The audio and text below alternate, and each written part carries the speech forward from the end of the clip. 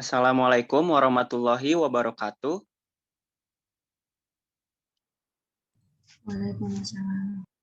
Waalaikumsalam warahmatullahi wabarakatuh.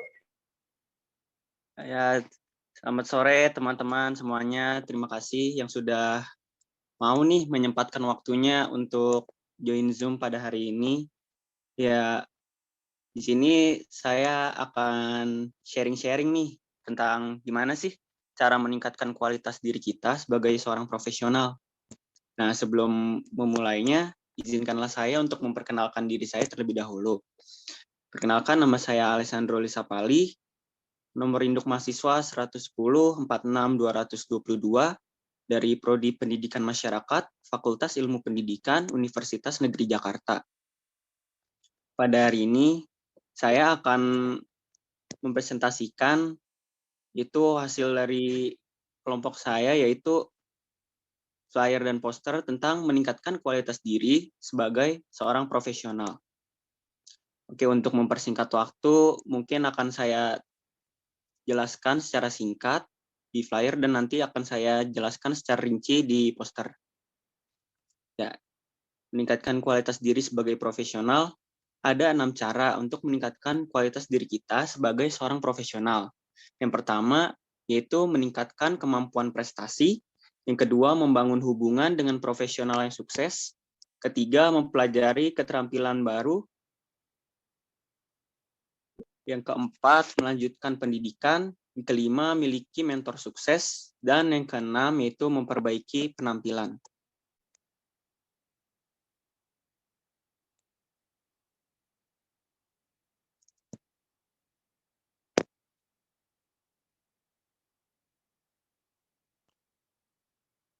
Ya, kali ini saya akan menjelaskan secara lebih rinci gimana sih 6 cara itu untuk meningkatkan kualitas diri kita sebagai seorang profesional.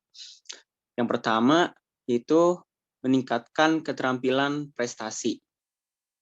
Ya, kita sebagai seorang individu pasti kita tahu gimana sih apa sih yang ada di dalam diri kita, kelebihan apa yang ada di dalam diri kita. Nah, ketika kita sudah mengetahui keterampilan yang kita punya, nah kita bisa nih perdalam agar keterampilan itu tuh bisa jadi berkembang gitu.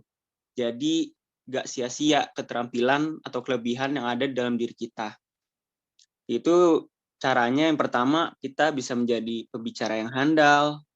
Nah, pembicara yang handal ini kita seperti public speaking gitu. Karena yang seperti kita tahu sendiri, public speaking itu di era seperti sekarang ini tuh sangat diperlukan banget.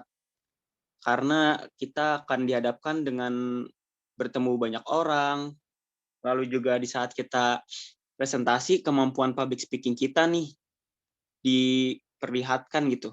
Kita mampu nggak berbicara di depan orang yang banyak gitu. Lalu kita juga bisa belajar dari video, terus buku-buku presentasi. Apalagi zaman era digital gini, video-video pembelajaran seperti ini tuh gampang banget gitu bisa kita dapatkan. Dan lalu kita juga bisa mengikuti kursus atau training prestasi. Misalnya kita ingin menguasai bahasa asing nih. Nah, kita bisa tuh ikut kursus bahasa Inggris. Lalu juga kalaupun kita nggak mau ikut kursus, sekarang juga kursus-kursus online tuh banyak banget gitu tersebar. Jadi udah nggak ada alasan lagi deh buat kita nggak meningkatkan keterampilan diri dalam diri kita. Lalu yang kedua, itu melanjutkan pendidikan. Ya, untuk melanjutkan pendidikan ini ya sangat bisa banget gitu. Kenapa? Kenapa bisa dengan melanjutkan pendidikan? Karena ketika kita mengikuti jenjang pendidikan yang lebih tinggi lagi, secara otomatis kita juga artinya tuh kita bisa menambah ilmu baru, kita bisa menambah relasi-relasi yang baru, dan pasti ilmu-ilmu yang di sana tuh bisa lebih banyak lagi, bisa lebih berguna lagi gitu untuk kehidupan kita dan di sekitar kita gitu. Jadi kita bisa bermanfaat untuk orang banyak. Lalu yang ketiga, kita bisa mempelajari keterampilan-keterampilan baru. Ya, kita sebagai seorang individu tidak menutup kemungkinan gitu untuk mempelajari keterampilan-keterampilan baru. Misalnya kita suka suka editing video, kita bisa banget belajar lewat internet, lewat YouTube. Karena ketika kita memiliki keterampilan baru, itu juga bisa membuka peluang kita untuk bisa lebih bermanfaat lagi gitu buat orang banyak. Kita juga bisa jadi itu juga bisa jadi sumber pekerjaan kita gitu. Karena ketika kita memiliki keterampilan lain selain yang kita sukai, itu bisa menjadi nilai plus gitu di depan nanti kita untuk melamar pekerjaan. Jadi kita bisa dilirik gitu. Lalu yang keempat, kita membangun hubungan dengan profesional yang sukses. Membangun hubungan dengan profesional sukses di sini maksudnya adalah itu kita bergaul dengan orang-orang yang sudah terbukti gitu. Terbukti dia punya usaha yang sukses, punya relasi-relasi yang dengan orang-orang yang sukses gitu. Jadi ketika kita berteman dengan mereka, kita bisa banyak mendapatkan ilmu baru, kita bisa tanya-tanya, bisa meminta tips and trick, kita juga bisa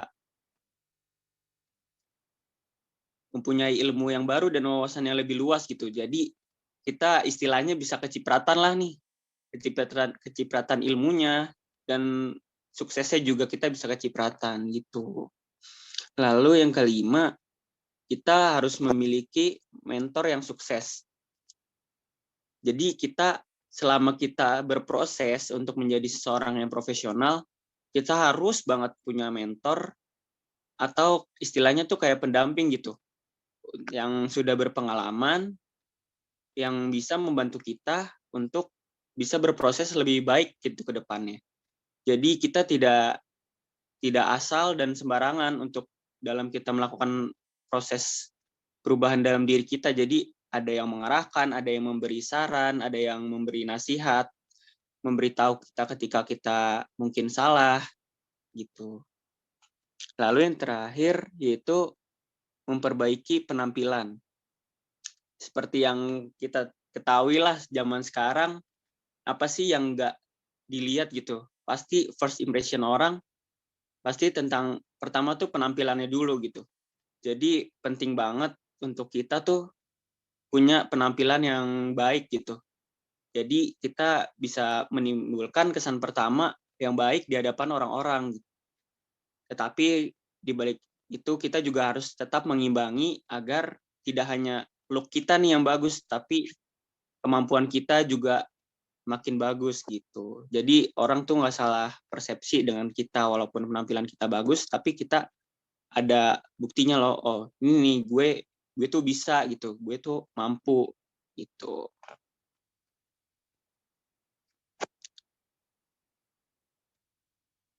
Ya, lalu definisi profesional sendiri, profesional itu adalah orang yang memiliki profesi atau pekerjaan yang dilakukan dengan memiliki kemampuan yang tinggi dan berpegang teguh kepada nilai moral yang mengarahkan serta mendasari suatu perbuatan.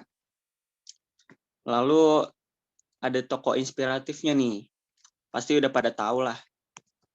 Itu ada Insinyur Soekarno, Insinyur Soekarno udah pastilah. Beliau sosok teladan yang mungkin sulit lah kita temuin lagi nih sosok seperti beliau.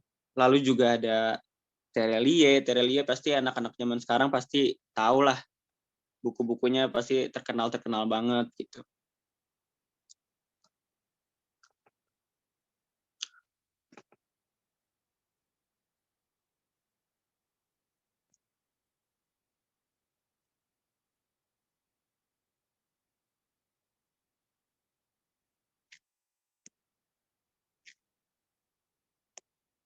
Lalu yang terakhir juga ada David Christian. Wah ini juga fenomenal banget dia nih, keren. Oke, mungkin itu saja yang bisa saya presentasikan. Jika ada yang mau bertanya, mungkin boleh ya satu pertanyaan. Ya, apa ada yang mau bertanya?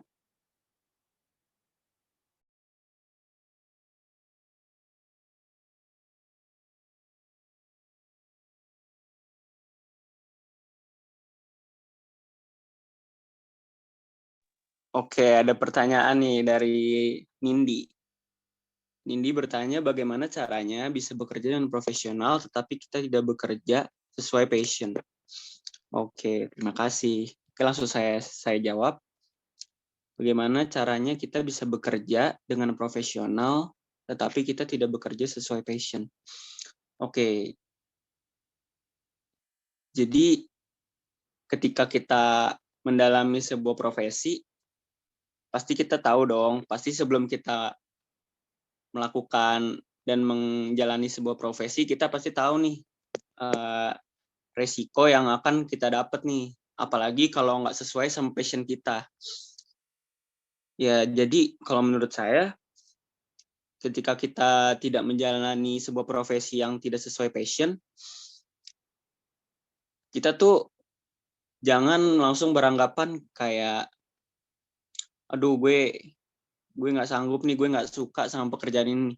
Jangan seperti itu. Tapi kita harus nothing tulus gitu. Kita harus jalanin profesinya. Kita tuh ya kita harus kita jalanin karena seperti yang tadi saya bilang, sebelum kita menjalani sebuah profesi, kita udah tahu nih resiko yang akan kita dapat, apalagi pekerjaannya tuh nggak sesuai sama passion kita. Jadi kita tuh jalanin gitu. Kita tetap laksanain dengan baik sebaik mungkin sambil dibarengin kita melakukan hal-hal yang sesuai sama passion kita. Jadi itu tuh nggak jadi sebuah hal yang menjadi beban gitu untuk kita menjalani profesi yang kita tadi tidak sukai itu. Seperti itu. Oke, sekian presentasi dari saya. Terima kasih kepada teman-teman yang sudah bergabung pada Zoom kali ini. Dan terima kasih atas perhatiannya. Assalamualaikum warahmatullahi wabarakatuh.